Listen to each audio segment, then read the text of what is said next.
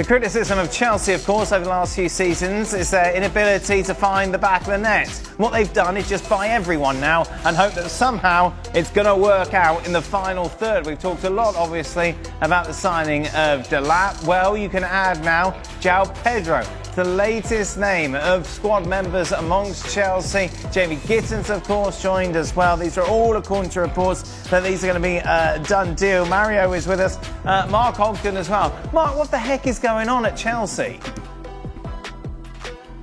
Listen, it's a strange one, isn't it? We know they signed Delap and they're bringing in Gittins.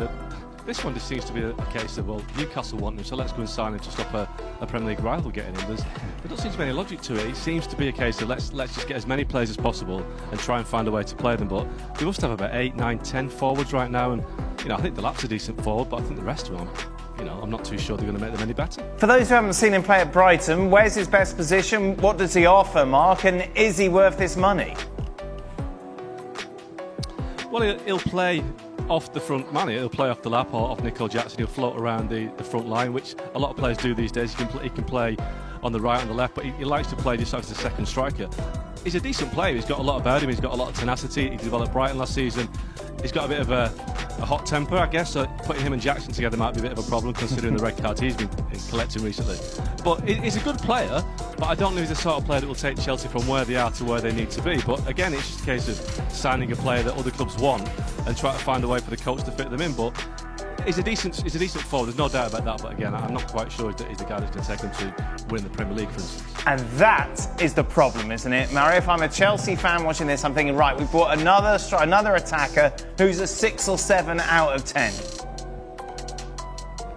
Yeah, it makes me question about the situation, like what Mark said.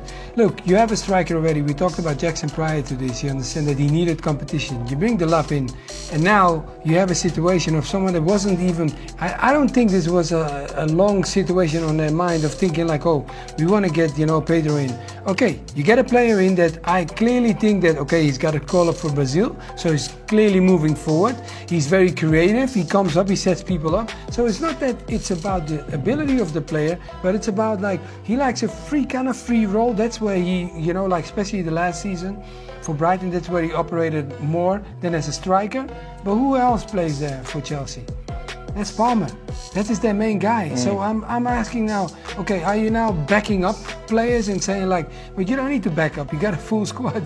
You got so many players, you understand? I think now you need to focus on who is going to play. You don't need to focus on who's going to add more and more and more, because you're going to clearly dismantle what you already have. So you got to be careful with that. It's interesting, Mario brings up the fact that he's a Brazilian international, and Chelsea fans will say, how can you be so negative towards someone who plays for Brazil coming in? But this is a team, by the way, which Richarlison started up front for Brazil of late. That's where they are with regards to their striking power. This doesn't seem to make much sense. That whole list that we just showed there, outside of perhaps Cole Palmer, that description that Mark made of João Pedro, you can apply that description to every player on that list. Just about every player on that list fits that same description. A guy that could do this, could do that, could develop into something, there is potential, but we ask ourselves the very same question. Does this signing make Chelsea exponentially and significantly better? And the answer is no, not really, no, kind of, sort of, but not quite.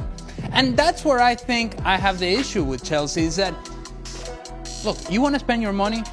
Go ahead. Do so. But instead of banking on 2-3 players' potential, how about you go and get yourself a player that we know is going to produce consistently? And so don't throw 70 here, 55